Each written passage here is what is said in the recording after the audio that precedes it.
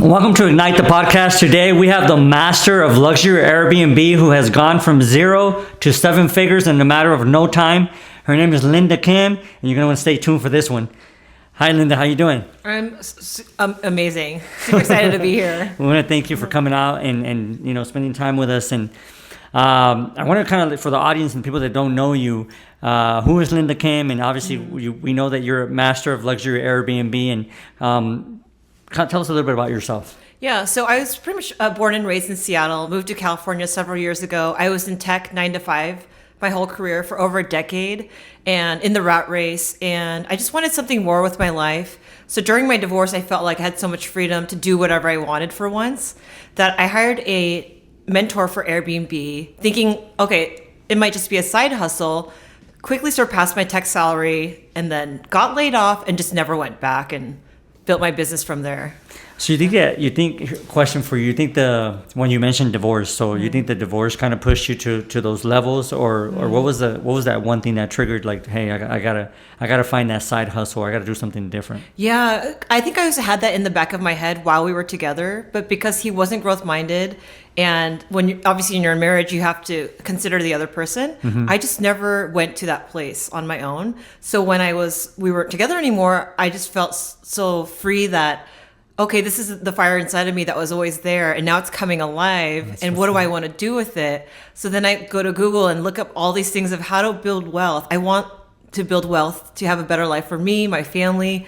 So that's really where it came from. That's so crazy. That's crazy. And it was really like like you said, it's a push for you, right? But it also was like, I feel like a lot of people hear the word divorce, and it's like it's also like I don't know if only for obviously men and women, it's like a devastating time in your life.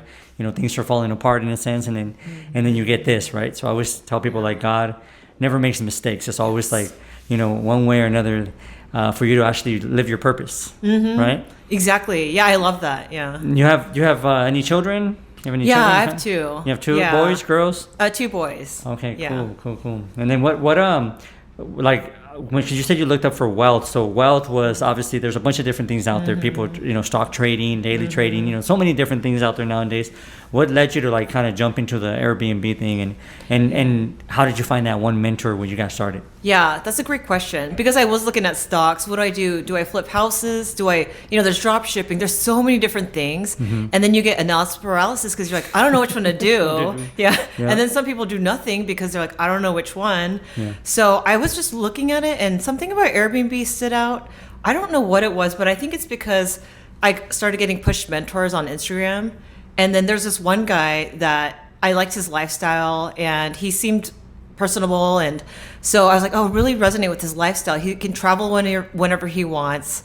And then I just ended up picking him for his mentorship. And it's funny because he had the highest price mentorship, like 4 times everyone else's rate too. Oh wow. Yeah. So.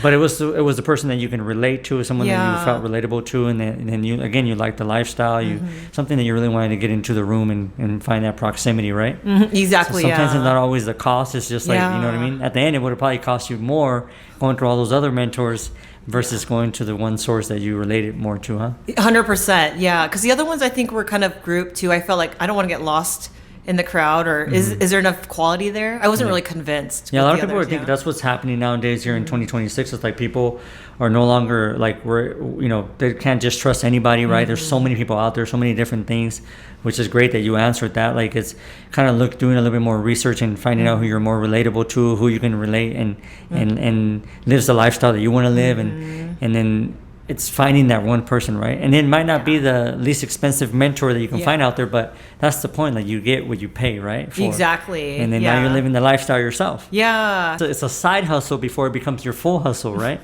And so I love that you said it was a side hustle. But I mean, what would you say to them? Like, if they're going to start their Airbnb, right? And this is like myself, I know nothing of it, right?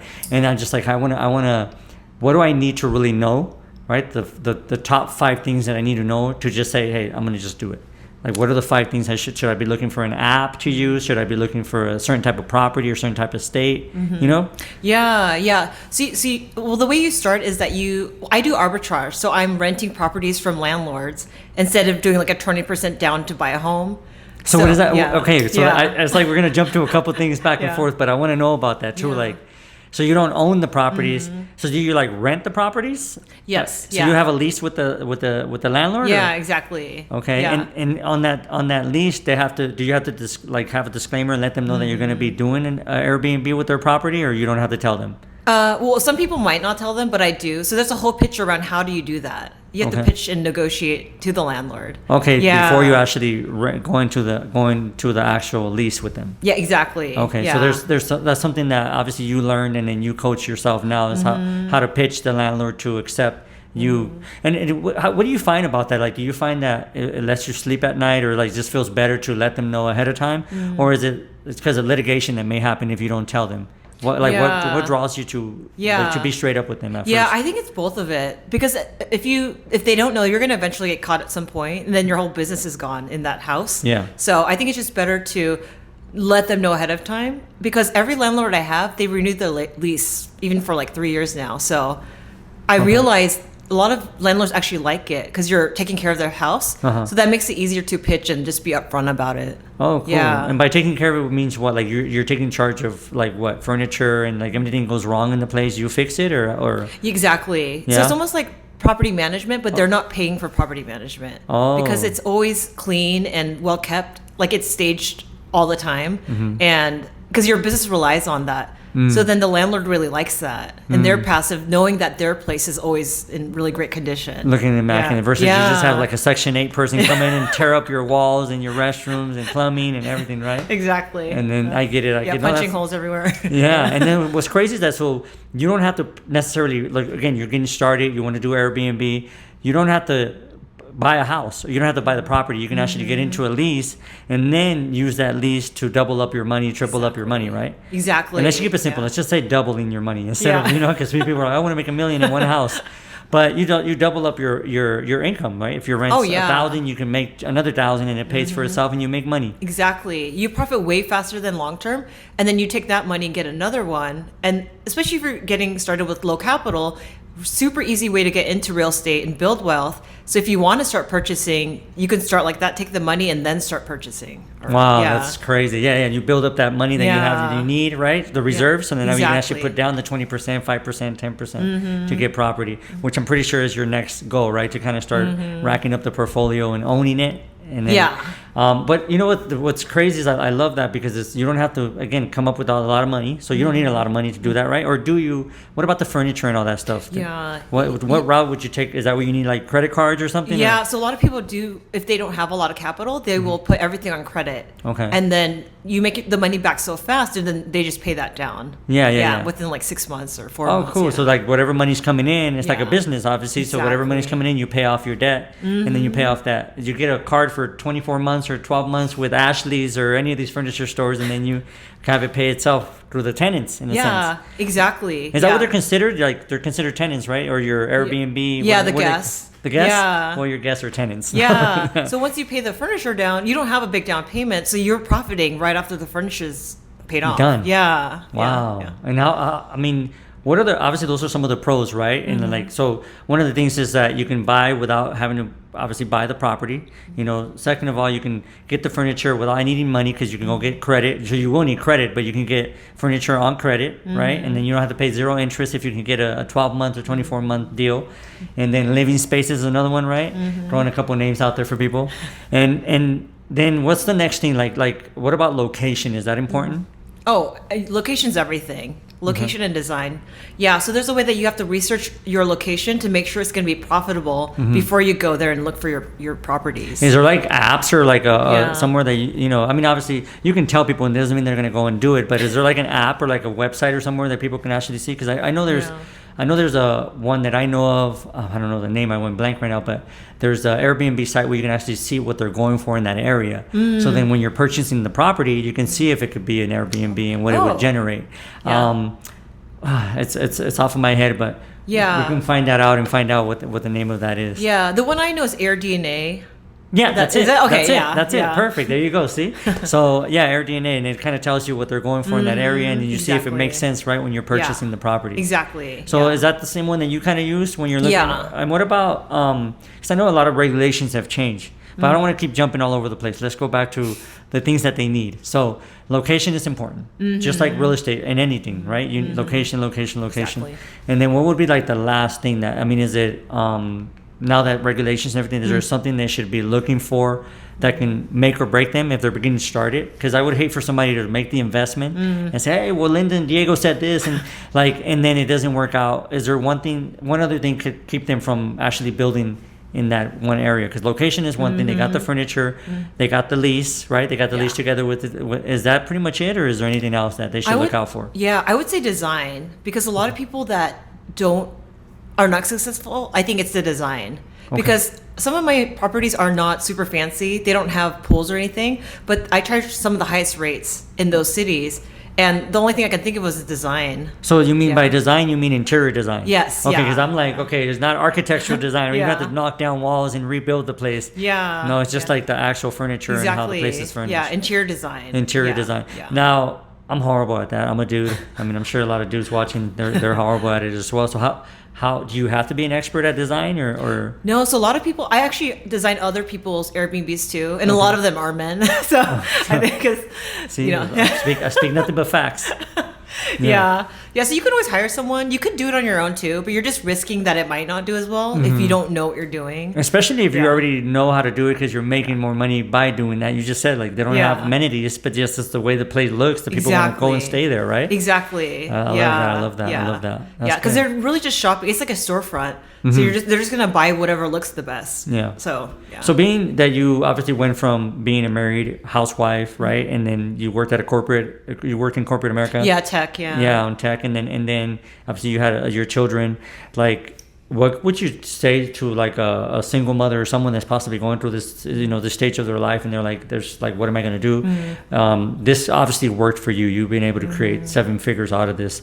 Like, is this a way for them to go? Like, because if a lot of them, it's true, you're going through a divorce, you might not have a lot of money. You might still have some credit. Some of them don't, because I know the situations. But if you have somewhat good credit, and would you say this is still a viable thing to do? Because a lot of people are saying Airbnb is dead. The Airbnb 2026 is dead.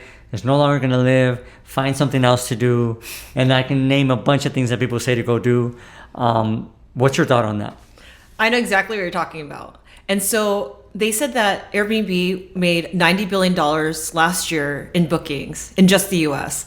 So I was like, it just shows you that it's still, thriving. I think those people are either they didn't follow the right process, maybe they didn't design them well, or they had them in the wrong areas. So I think there's so many different factors. What about those people that are out there saying, oh, regulations, the new Airbnb regulations, there's no way you can, make money, or there's no way that you're going to be able to survive, or Airbnb won't survive for the next, couple years or whatever, or 2026 is completely dead and gone.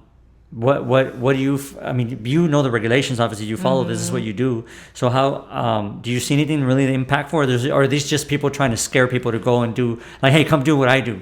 I was going to say that. That's what I think it is. Because I noticed the people that are saying the negative things are trying to funnel people into what they're teaching. Like RV parks or whatever else is going on. Like, don't do that, come do this. So yeah, I get it. Yeah. And I think overall it's, it's kind of a sad thing, right? Because there's enough money for everyone, and there's enough business out there for everyone. So it's just a matter of like, if you are that single parent, or if you are that college student that just got out and you don't have a lot of money, you don't have the way to purchase, you don't have reserves to purchase a home, then I think this is a great way to get started in real estate, because it shows you location, it shows you contracts, how to draw up contracts. You might become the landlord later. Right now you're, the tenant, and then you're doing this. So it shows you that. It shows you how to furnish the place, right? So you don't make a mess out of it, and then it just shows you how to manage your own property. And in the long run, when you start becoming that actual landlord, like you're going to be, then you have a portfolio that you can actually, hey, I know how all this works. So you can't fool me, right? It's like, you can't fool me. You can't tell me how to do it. Yeah, exactly. I like this. I really like the way it actually, if I wouldn't be the person I am now and really invested in real estate the way I am, this would definitely have been a way for me to get started. It would have been this way, Yeah. Because I'm like, I don't have to purchase. I can, get started with this and kind of learn as I go, right? Yeah, 100%. And then also, it gives you the same freedom. People are like, the one thing I love about real estate is it gives you the freedom to do what you want, when you want, how you want. It gives you passive income, right? I think that's one thing I love when I was involved in music and I had a music studio, and I was like, the one thing that triggered me into that was like, hey, I like the residuals, right? You do it once, you get a hit once, and they're just gonna keep paying you. And that's how real estate works. Yeah. Like you buy it once and you just hold on to it, Yep. and it's gonna keep paying you throughout the years. Yeah. I learned that the hard way, losing a lot of money. Do you feel like this is something that, you know, obviously someone that just graduated college, university, or that's looking for just that, again, we talked about that side hustle, or a single parent, or even parents that are together and want to start something new, right?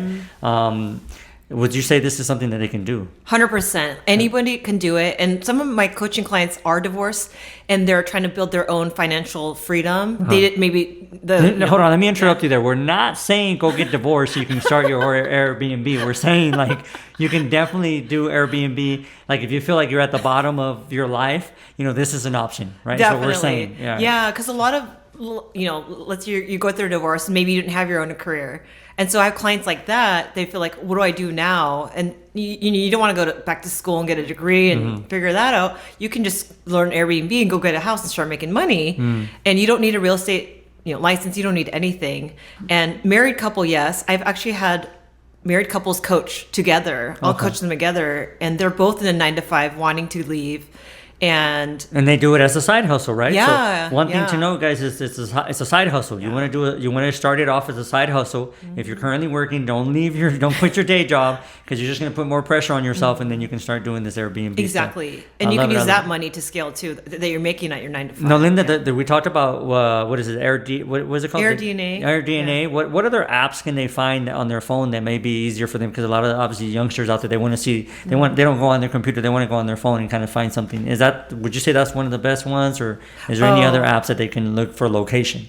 Oh, AirDNA is probably the best place. Yeah? There's a lot of other tools like Rabu, RABBU, but I think AirDNA is probably the most reliable that I know of. Is that the one that you mainly use yourself? Okay. Yeah. Is there any other one? What about for designing, for the interior designing? Yeah, well, that one is more just, I don't think there's an app for that, but it's more that, if you just hire somebody to do it for you. Okay. Yeah, and to your point too about college is that some of these, like my mentor he dropped out of dental college to pursue Airbnb and became a multimillionaire off Airbnb, and he was in college. So yeah, even in college you could do it. Yeah. So I mean, again, it's just having a little bit of either some reserves or no reserves, but you can actually have some credit. You need credit to get something started, because you're going to need it for the furniture, for the lease agreement, right? They're not going to give you a place to lease if you don't have good credit or you can't pay your bills.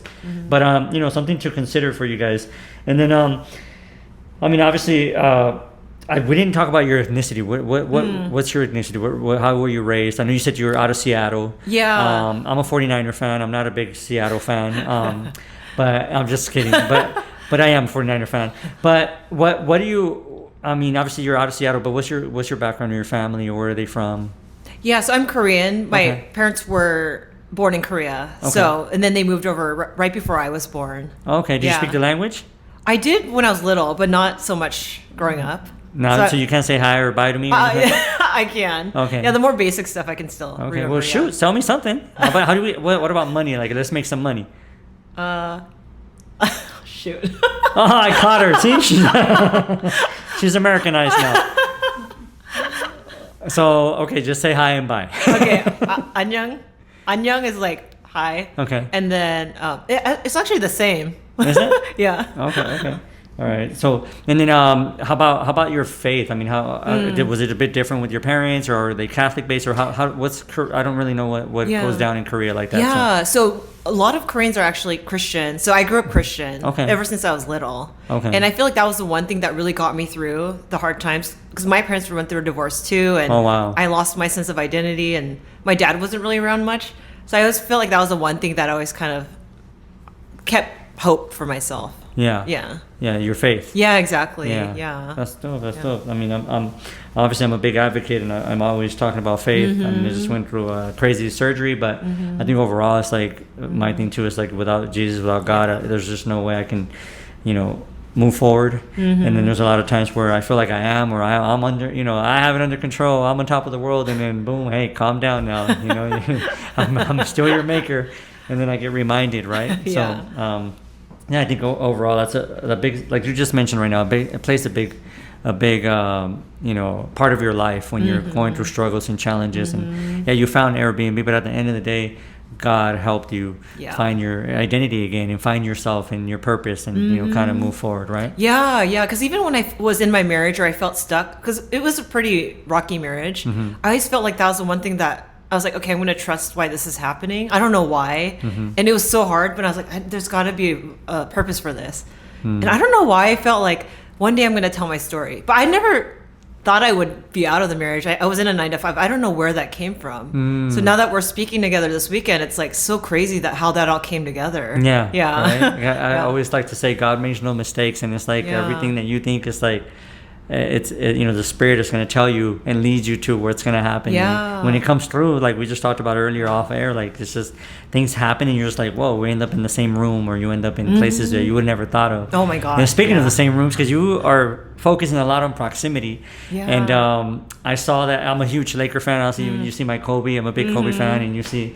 I grew up, just watching sports, and I don't play sports much, but I love watching them. And you got to hang out. You got to go golfing with Ron Artest, a.k.a. Mr. Meta World Peace. And I saw that. How the heck did you... Tell us a little bit about the people that you've been able to hang out with and how that came about. Like, let's talk about Meta World Peace. Okay. That's when I wanted to ask you that. Yeah. So I met him a couple years ago at a networking thing, and then we reconnected and saw that there was some alignment. So then we were like, oh, we should go golf sometime. And then it just happened organically, and he invited me to his birthday, and we like became friends. But we're actually going to partner in business now. Wow. And so he's going to have me, lead some of his events. So yeah. So I'm like, this is so crazy. Life is so crazy. That's crazy. Were you ever a fan, or did you ever watch, or do you even know who he was, or how did that come about? Yeah. Because I know like the basketball players and the Lakers, but I didn't always watch actively. Yeah. But my friend's like, Meta, that's Meta. Yeah, and you're like, who? I don't know. That's Ron Artest. I don't know what you're talking about. Wow, that's so crazy. Yeah. And little me, like from Seattle, like such a different life now. Yeah. And then people that don't know Seattle, I mean, Seattle's completely. I'm in California. Obviously, we're not in California, but I was basically raised here in California, and between here and Mexico, obviously, and it's a different lifestyle in Seattle. It's just a little, complete different lifestyle. Totally different. Yeah. Because when I was married too, for 13 years, or we were together for 13, I didn't really socialize that much. So coming out here, and now the circles, proximity, it's way beyond anything I ever imagined.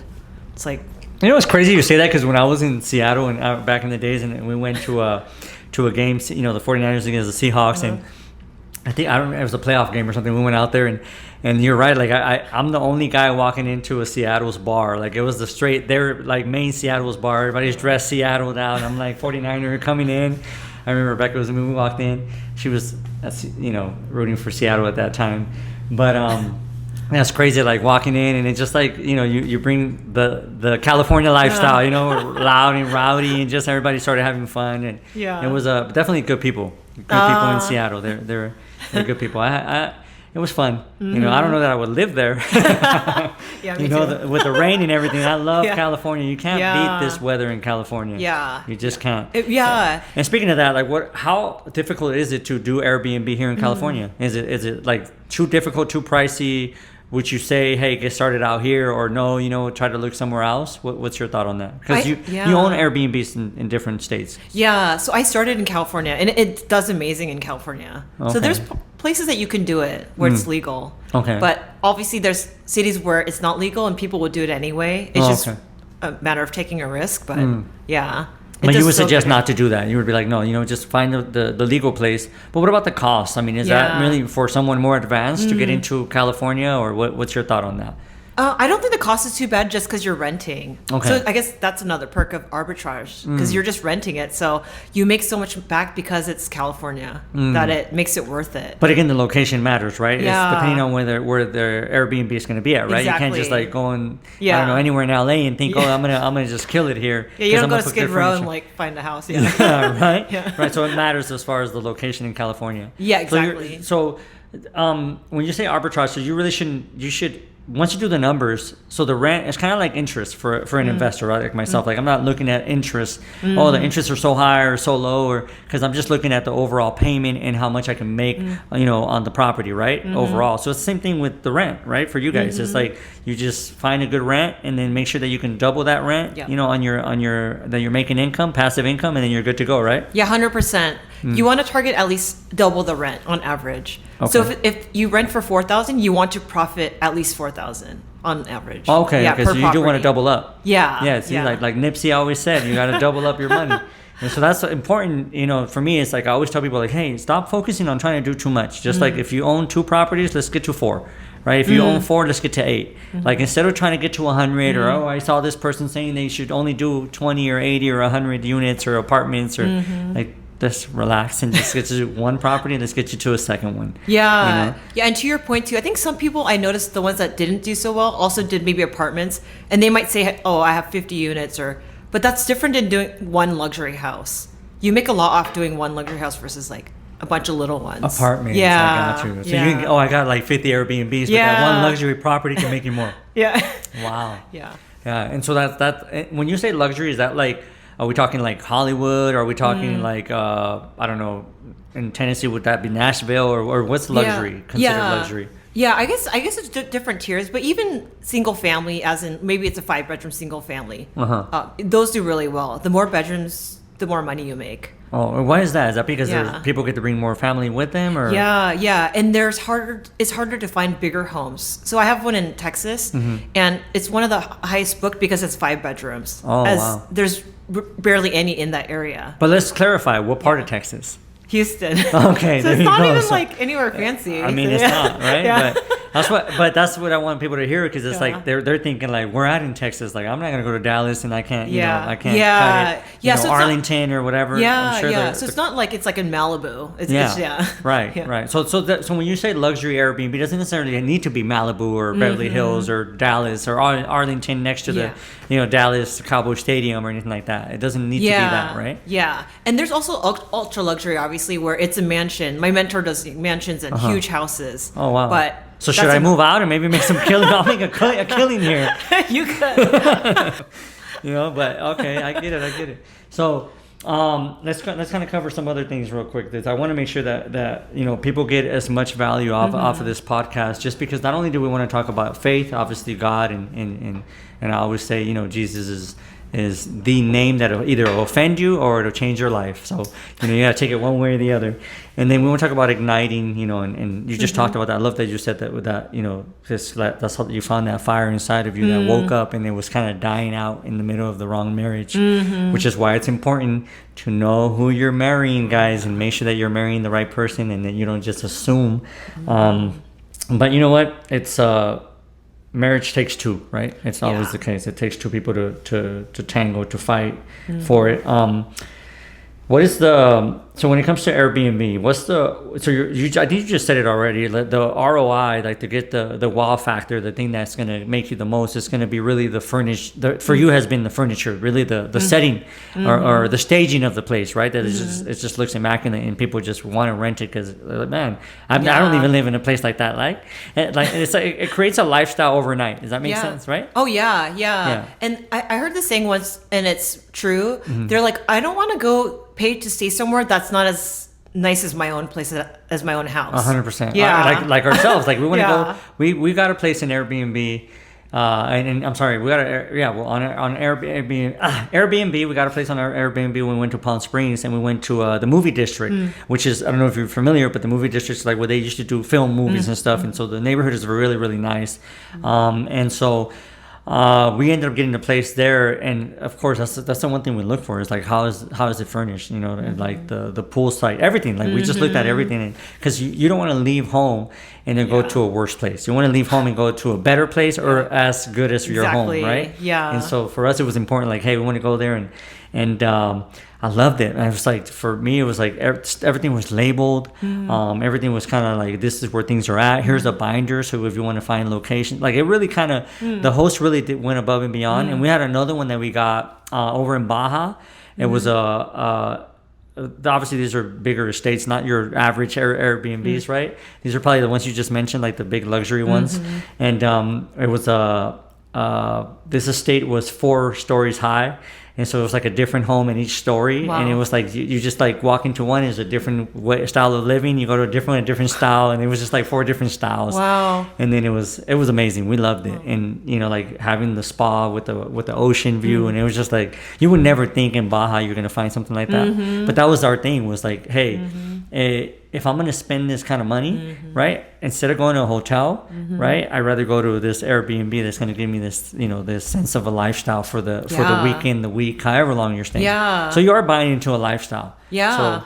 So hey, if you're paying attention, you know, it doesn't really matter how the place is staged, right? yeah. I think it's the same thing with when you're selling property. I think it's the same thing. yeah. You know, if you stage it, people are like, I can envision, I can see myself living here. And that's what gets them, right? Yeah. That's what gets you the most ROI on Airbnb as well, then. Exactly. And I think they say you make about 30 to 40% more just because of the design. Wow. So it's a lot. 30 to 40%. Yeah. Like companies will kill for that 30%. You know what I mean? Yeah, exactly. It makes or breaks you as a business. Yeah, 100%. Right? As a business. And that's another thing too, guys. Like, you can start it as a side hustle, but you got to always treat it as a business, right? Yes. Yeah, Like, I don't think you ever exactly. came in and just been like, I'm going to just wing it. No. Yeah, Like, yeah. You treated it like a business, right? No, totally. From day one. Yeah. Back to Ron Artest and the people that you've been able to. So you golf, or did you ever know how to golf, or how did that work? Yeah, so I started golfing a couple years ago because I just went to this tournament. I was like, I'm going to just get a coach and hire somebody. And I fell in love with it. And then now I don't golf as much because of business travel, but I just love it. And it's so good for networking. I was going to ask you that. Like, I have a Yeah. lot of people that reach out to me like, hey, come to this event, come to that. And I'm like, I do not know how to golf. And they're like, it's all right, just come. And I'm like, I'm not going to be embarrassed about everybody else out golfing me. And then, but no, I mean, I wanted to ask you that because I saw that you went golfing. You just mentioned with Meta World Peace. And who else have you been out and golf with before? Or did you meet any other people? No, I met some of his friends, but I also joined Ryan Pineda's M19. It's like a golf mastermind for high-level entrepreneurs. So I'm part of that. And I guess some of those people don't know how to golf. So they're really there for networking. So you could come. There you go. There you go. Yeah. I think I'm going to start. Yeah, so that's how, but obviously the first time we went out and did something was because of golf. Like Meta and I and a couple of his friends. Yeah. Yeah. And I saw you also, you went to the, to crypto, or you went to you've been all over the place. So how did you get into those places? People are just like, wow, you've been into stadiums where people that are into sports would love to be there. You're just like, what is this place? But I mean, how do you accomplish that? Because that's proximity. And I tell people, you invested into these network events, right? Or these rooms. Yeah, that's a good question because we were touring the Lakers locker room and everything. Yeah, I saw that. I didn't. Yeah, and then another time we ended up on the field of one of the NFL games, and so for SoFi or something like that, right? Yeah. So for the Rams, and so proximity is everything. Yeah. Because when I moved here, I didn't know anybody because I was still married and it was COVID. After we split up, I kind of slowly started making friends. Apollo Ono, he's an Olympian. He's one of my childhood friends. No, who are you talking about? Yeah, so he invited me to one thing, and then I met people, and one thing led to another, which totally snowballed. And so then I started driving to LA. 3-4 hours back and forth. David Rivera. Southern California traffic. Forget about it. But then people would be like, "You're so crazy. You go to LA all the time."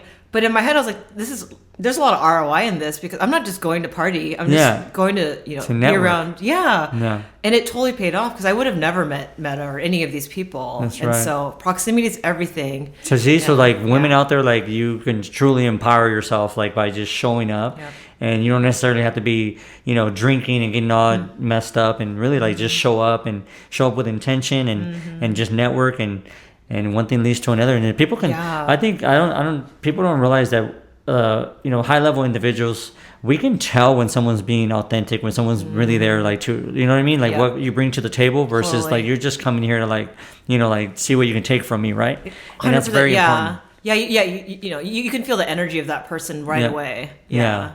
I think that's what's opened a lot of windows and doors, for you. And not windows, you're not breaking into windows, but doors, right? It kind of helps you. It really did. And obviously there's so many events, you don't have time to go to all. Then you start obviously learning over time which ones are valuable, which ones are not. Because I probably go to less now, but it's because I've already kind of built a network. And That's important. That's I'm yeah. glad you mentioned that, because a lot of people think like, oh, I'm gonna go here, go there. Like, dude, like relax on the events. Like if like not all events are good events. Like you got like sometimes if it doesn't fit what you got going on and you don't have anyone really to sit there and grow from, then you're just kind of wasting time. Yeah. Right. Yeah. Exactly. And so which is kind of like one of the cases for me. I'm very selective on what events I'm going to go to, me too now. or who I'm going to hang out with. And some people look at me, dirty later, and then they don't like it. But I'm like, hey, I'm not. It's not that I'm too good for you or that I feel that way. By far, I'm not like that. People that really know me, faith-based, I can't be that way. But overall, but I am selective just because time is of the essence, and I know God I'm only borrowing time on this earth right now, so I need to make sure that whatever I'm doing at this point in my life, I'm not going backwards in time. I'm getting older. I got to make sure that wherever I'm at, I'm spending my time wisely, and that I'm building, and whether I'm building somebody in faith or spiritually, or building someone personally, or if I'm building, someone financially, like those are my biggest things. Either I'm building someone or they're building me. But that's the only way we can, be in the same place at the same time. Because if not, I'm wasting your time and I'm wasting my time. Yeah. And everything you said, I resonate with. Yeah. Because me too, now that I'm so intentional with my time, because we don't have a lot of time and energy. So if someone's not aligned with my intentions, or I just don't go there. Yeah. And so now, if everything I'm doing is very intentional. That's perfect. Yeah. That's perfect. Yeah. So, and to that point too, I wouldn't have met you. And I met Shane at a networking event. So, going back to that too. But yeah. So networking events are great. I mean, when you're first getting started, Yeah. show up to as many as you can. Show up. I always preach that. I always say, show up. Don't make excuses. Just show up. Whether it's miles away or whatever you have to do, show up if you really want to grow. But once you get to that point where you start growing, and then you got to minimize on them, obviously, because you've already arrived. Many of you are trying to do the opposite. It's like, no, I'm not saying don't do it. Do it. Get there. Once you get there, then, and sometimes you're going to do a lot. You're going to get there. You're going to feel like you got there. Then guess what? You kind of fall back, and then you're like, oh, wait a minute. I got to get back into the groove, which I did that. I kind of took a step back. Then I'm like, okay, now I need to get back in the groove. And we started today. I was a bit rusty, and then, but that's how it works. You just kind of like work on yourself. And sometimes you need that. Sometimes you need that breather to kind of set back, kind of analyze everything, see how everything's working. And then you go back and exactly. Right. Yeah. This is why every sport out there has time off, right? Even though they're still training and everything, they still have some time off of the pressure, right? To kind of like, okay, let's put at ease, get our game back together, and then you go back and apply the pressure. Yeah, totally. Yeah, because even in December, I just didn't do much, and it gave me a lot of time to reflect and get clarity, which I really needed. That's important. I think that's important personally, spiritually, and financially, to step back and look at your finances as well. Because sometimes you're just like rocking and rolling, and then you don't realize what's going out the out the door, and you're just like, wait a minute, oh shoot, and then you got to go back and look at your numbers. And I think that's very important. In business, you got to look at metrics. Personally as well, I tell people, if you can't manage $100, you'll never be able to manage $100,000 or $1 million. You will not. You have to learn how to manage $100, and if you know how to do that, and then be disciplined, because sometimes you have to be disciplined to know that, hey, I can't go out to this dinner, or I can't go to this thing. Well, people ask me like, how did you rebuild again when I lost everything in 08? And that's how I became disciplined. I was like, well, hey, I wasn't disciplined. I was, I thought money was going to rain forever, and I'm making a mess out of everything. I was young, and there's no excuse. I was just not being disciplined. I wasn't paying attention.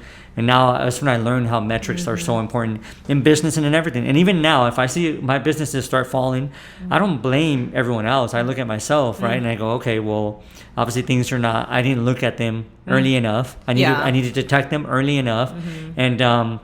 And it's okay now. I got to go back and just restructure and rebuild. And I think a lot of people are afraid of that, right? The fear of losing, or the fear of. And I was just my wife was just watching Gordon Ramsay, and he was talking about how he has that needle on him all the time. That kind of, he's afraid of ever losing it all. And this is a guy that's super successful, restaurants in Vegas, all over, in London, and so many other countries, and over, I think it was over 2,000 employees. And you think about that, how like when you come from being poor, I think he had a single mother as well, and like how you still have that, right? And you just like, I don't want to go back to that. But you can't. That has to be your push. That has to be your fire. I think it cannot be your, the thing that you feed, the fear. You got to push through it. Exactly. Right? Yeah. I don't know if you agree, but no, I do. Yeah. So we said, okay, let's talk about figures, because people are going to want to know, well, here, Linda's here, like, she's the master of Airbnb. Like, what's the figures? What was your passive income last year? Like, if you don't mind sharing, or like, or throughout the years, how much have you been able to generate? Do you have an idea of like, and then just a ballpark figures, just so people can know, like, and this is passive, right? Yeah, this is passive. Yeah. So you can make about $500,000, so 500,000 just off 6 properties. And two of the ones I had were 1-bedroom ADUs. They wasn't even like 6 full houses. Wow. Yeah. So it's just crazy that, to be able to do that without buying any property or having any like mansion in Malibu. Yeah. Yeah. And so definitely over $250,000 that, and then throughout the years, every like at least $500,000. That's crazy. That's good. That's really good. Yeah. And so again, you're not going to start there, but this is, obviously this is where you're headed, right? You kind of have was that your set goal originally, or were you just like, hey, side hustle, and then it just became, your full time? Yeah. Well, when I started, I just thought, let's see if it works. I didn't really have a goal at that point, but it went to 6 figures within for several months of starting the mentorship. Wow. Yeah. And I just coached someone. I do coaching now, so she hit 6 figures in 4 months. Wow. Yeah. So it's just a matter of like pulling the trigger and saying, hey, I'm going to go for it, instead of like, because some people are always like they pause, right, or get scared. Exactly. But they don't go all in. Yeah. You just said, what the heck with it? We're going to go all in. Yeah. Because I got 4 property. Well, I got 4 of them the second week of my program. So I took them all. So that was why it escalated fast too. So yeah, you can make. So you just so prime example, you did, and you said right away in a couple of weeks you got 4 Airbnbs. Yeah. And what about your student that you just said just did it in 4 months?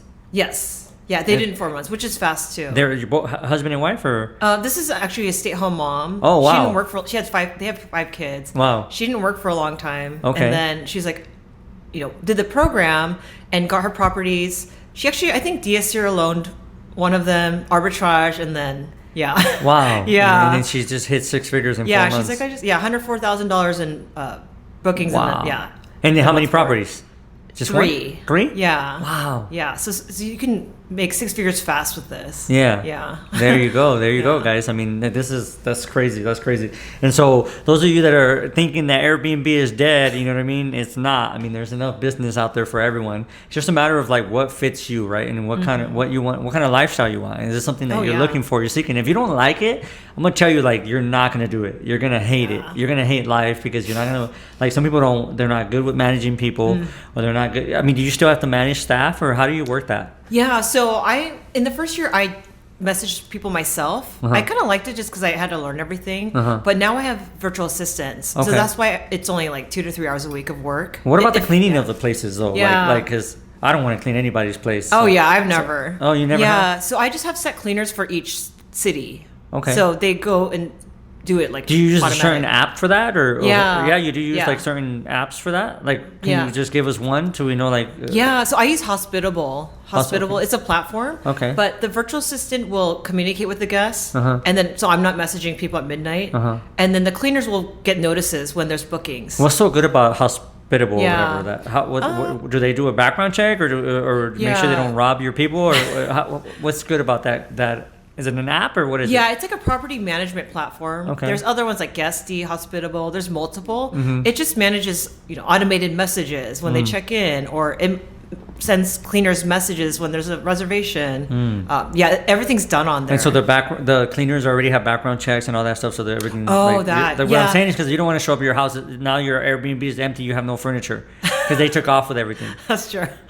That hasn't happened yet, thankfully. Yeah, I know what you mean, though. I'm just like, worst case scenarios. I know people watching, they're gonna be like, well, what if this happens? What if, like, they're gonna think the worst thing. That's true. How do they do? Maybe is that the case? They do background checks and all that, or? Oh, so the cleaners, you kind of find them on your own. Okay. But I got referrals for mine, so I kind of already trusted them because I got referred. Okay. Or you can go find a cleaning company too, obviously. Yeah. Even in another state, you just got people. How did you get those referrals? Or was it just by networking, like you talked about, or? Yeah. So when I went to Texas, I didn't know anybody, but I got it from my agent, like a real estate agent. Oh, okay. Yeah. So you just kind of hit up your local real estate agent or someone in the area. I get it. Yeah. Okay, cool. Yeah. So you just ask around for referrals. Yeah. Oh, so do you use real estate agents to find a rental as well if it's out of state? Do you do that too, or how do you find these rentals out of state?